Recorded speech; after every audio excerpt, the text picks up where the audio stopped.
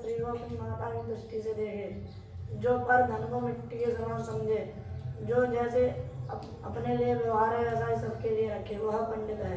इसका शास्त्र प्रमाण क्या है? मातृवत् परदारेषु परधृतेषु लोष्टवात् आत्मवत् सर्वभूतेषु यः पश्यति स पंडितः। पंडितों के संधि मातृवत् परदारेषु, जो परदारा स्त्री में मातृत्व भावना रखे, पर स्त्री को अपनी माता के भाव से समझे और माने। मातृवत् परदारेषु परद्रव्येषु लोष्टवत्, दूसरे के धन को मिट्टी के समान समझे या अवध्यंजन उसको देखे ही नहीं। आत्मवत् सर्वभूतेषु, सभी को अपने आत्मवत यानी अपने जैसा व्यवहार, अपने समान दूसरों को भी समझे। यह पश्यति स पंडित, ऐसी जिसकी दृष्टि है वह पंडित है। इसी को भगवद गीता में पुनः स्पष्ट करते हुए भगवान कहते हैं, विद्या विनय संपन्ने ब्रह्मणे ब्राह्मणे गभिहस्तिनि स्वनी चैव स्वपाके च पंडिताः समदर्शिनः।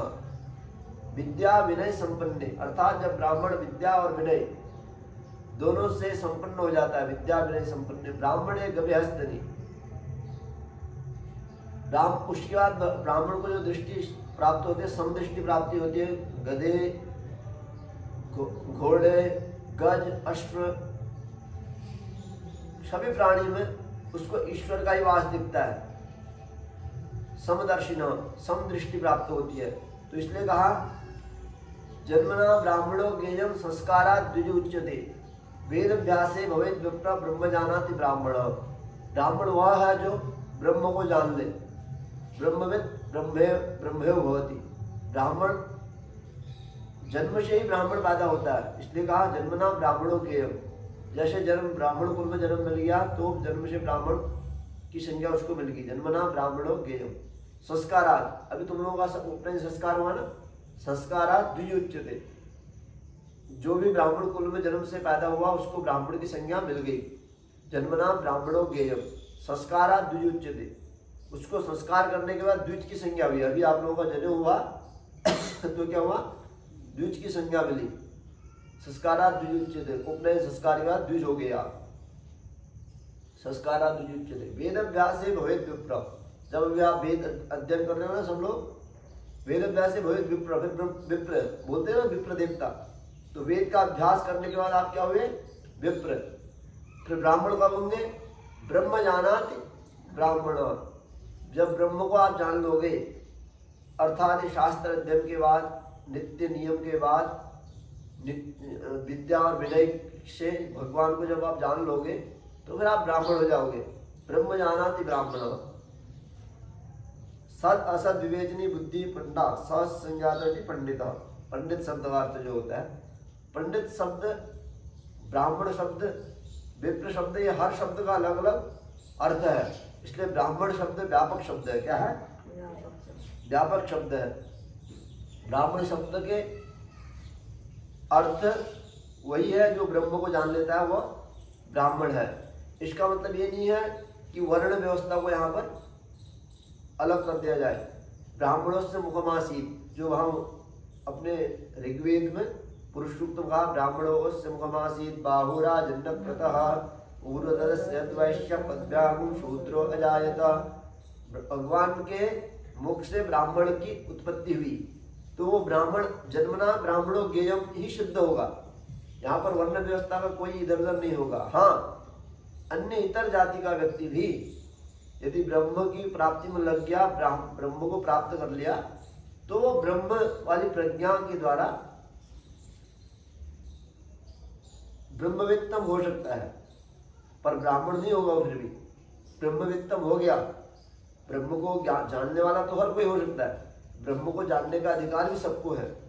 ब्रह्म को जान के ब्रह्म को पूजन करना, ब्रह्म में रहना, उस अधिकार सबको, हर वर्ण को प्राप्त है। पर वो स्व कर्माण निरतः संसिद्धिं लभते नरः, अपने अपने कर्म में लगे रहने से उसको ब्रह्म की प्राप्ति हो जाएगी। ऐसा नहीं कि आप अन्य वर्ण के हैं, अन्य वर्ण के कर्म में आ गए। स्वधर्मे निधनम श्रेय परधर्मो भयावह। स्वधर्म के पालन से ब्रह्म प्राप्ति हो जाएगी, और स्वधर्म का पालन नहीं किया तो किसी की प्राप्ति नहीं होगी। सब कुछ जो प्राप्त हो रहा था वो भी नष्ट हो जाएगा। इसलिए स्वधर्म का पालन अति आवश्यक है। शेषे कर्माणि निरता संसिद्धि लभते नरः। अपने अपने कर्म में लगने से उसको ब्रह्म की प्राप्ति, सभी सिद्धियों की प्राप्ति हो जाएगी। इसलिए रविदास एक संत हुए, वो चमार थे, जूता बनाने का काम करते थे। उनने जूते बनाने के काम से ही जूता बनाया। जूता बनाने के काम से भगवान प्रसन्न होकर भगवती गंगा माँ ने उनको दर्शन दे दिए। ऐसे ही कई संत हैं जिनने अपने अन्य जाति से है भगवत प्राप्त है। तो हम यहाँ पर जाति, हमारे यहाँ भारतीय संस्कृति में जाति भेद नहीं है। यहाँ पर तो हर जाति को भगवान को प्राप्त करने का पूर्ण अधिकार है। वैसे एक वर्ण व्यवस्था है। क्या है? वर्ण व्यवस्था। वर्ण व्यवस्था का तो सबको पालन करना ही चाहिए। इसलिए कहा जन्मना ब्राह्मणों गेयम। इसलिए क्या? जन्मना ब्राह्मणों गेयम, ब्राह्मणों से मुखमासी। जिसका जो गोत्र कुल इत्यादि में जो उत्पन्न हुआ वो उसी कुल उत्पन्न वो माना जाएगा, और वहां से ही उसको वही कर्म करने का अधिकार है। ऐसा नहीं कि वैश्य जो है ब्राह्मण का कर्म कर रहा है, ब्राह्मण वैश्य का कर्म कर रहा है, और चतुर्थ वर्ण जो है तृतीय वर्ण का कार्य कर रहा है। ऐसा नहीं। तीन वर्णों को अपने ब्रह्म कर्म को करने का पूर्णतः अधिकार है। तीन वर्णों को। चतुर्थ वर्ण को शास्त्र इत्यादि का, वेद इत्यादि का अध्ययन करने का अधिकार नहीं है। तीन वर्ण तो अपना वेद शास्त्र इत्यादि अध्ययन कर सकते हैं, अध्ययन करने में उनको कोई बाधा नहीं है, पर उससे अपने जीवन पोषण नहीं करना चाहिए। धंधा तो ब्राह्मणों को भी नहीं बनाना है, ब्राह्मण वर्ण को भी वेद शास्त्र इत्यादि को धंधा नहीं बनाना है, पर आजीविका के लिए उसका निर्वहन उससे हो सकता है।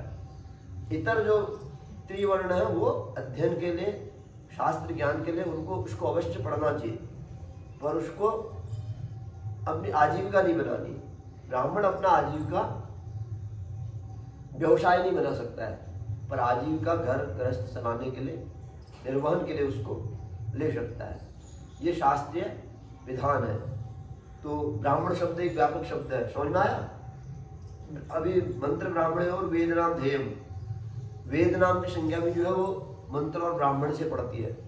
उसको हम कभी आगे समझेंगे। बहुत छोटा सूत्र है पर इसका अर्थ व्यापक अर्थ है। जैसे अभी आपके सामने ऋग्वेद की किताब रखी है ना, ऐसे ही ऋग्वेद का ब्राह्मण ग्रंथ है ऐतरेय ब्राह्मण। कौन सा? ऐतरेय ब्राह्मण। और शुक्ल यजुर्वेद का शतपथ ब्राह्मण, शतपथ ब्राह्मण। हर वेद का अपना अपना एक ब्राह्मण ग्रंथ भी है, जो इन दोनों को मिला के मंत्र ब्राह्मण और वेद नाम ध्येय, मंत्र और ब्राह्मण को मिला के वेद नाम की संज्ञा प्राप्त होती है, मिलती है। तो उसको हम कभी आगे समझेंगे। तो ब्राह्मण जो है एक व्यापक शब्द है, और ब्रह्म जानाति ब्राह्मण, जो ब्रह्म को जाने वो क्या है? ब्राह्मण है। तो इसलिए यहाँ पर जो संस्कृत में श्लोक कहा था, जन्मना ब्राह्मणो ज्ञेयम संस्कारा द्विजोच्यते वेदव्यासे भवेत् विप्रा ब्रह्म जानाति ब्राह्मण। तो इस प्रकार से शास्त्र में ब्राह्मण के बारे में बताया गया। तो आज आप लोगों ने समझा कि ब्राह्मण पंडित कौन है, समझे ना? तो आज का केवल हमारा वीडियो बनाने का और आप लोगों को समझाने का सारांश इतना था कि हम लोगों को ये ध्यान में रहे कि ब्राह्मण कौन है, ब्राह्मण की वृत्ति क्या है, ब्राह्मण को किस अनुसार चलना चाहिए, और ब्राह्मण को क्या मूल रखना चाहिए। विप्रो वृक्षस्तस्य मूलम च संध्या वेदा शाखा धर्म कर्माणि पत्रम तस्मात् मूलम यत्तो रक्षणीयम छिन्ने मूले नैव शाखा न पत्रम। ब्राह्मण का मूल क्या है? संध्या। ब्राह्मण का मूल क्या है? संध्या। विप्रो वृक्षस्तस्य मूलम च संध्या वेदा शाखा धर्म कर्माणि पत्रम। वेद क्या है? शाखा है। धर्म कर्म जो है वो क्या है? पत्र है। वेदा शाखा धर्म कर्माणि पत्रम तस्मात् मूलम, इसलिए मूल को बचाना है। तस्मात् मूलम यत्तो रक्षणीयम छिन्ने मूले नैव शाखा न पत्रम। अगर मूल जड़ समाप्त होगी तो न शाखा रहेंगे न पत्र रहेंगे। इसलिए अपने अश्वत्थ जो अपने ब्राह्मण रूपी वृक्ष है, उसकी मूल जड़ संध्या है, उसको बचा के रखनी है। समझ में आ गया? इसलिए सबको संध्या वंदन करना है। तो आज का वीडियो जो हमारा प्रथम श्लोक था, मात्रवत् परदारेषु परद्रव्येषु लोष्टवत् आत्मवत् सर्वभूतेषु यः पश्यति स पंडितः। पंडित शब्द का अर्थ होता है सत असत विवेचनीय बुद्धि पंडा स्वसंज्ञातो इति पंडितः। जो सत और असत का सही सही निर्णय करे वह उस बुद्धि का जो मालिक है वो क्या है? पंडा, पंडित। समझ में आया? तो ठीक है। सर्वेभ्यो नमो नमः।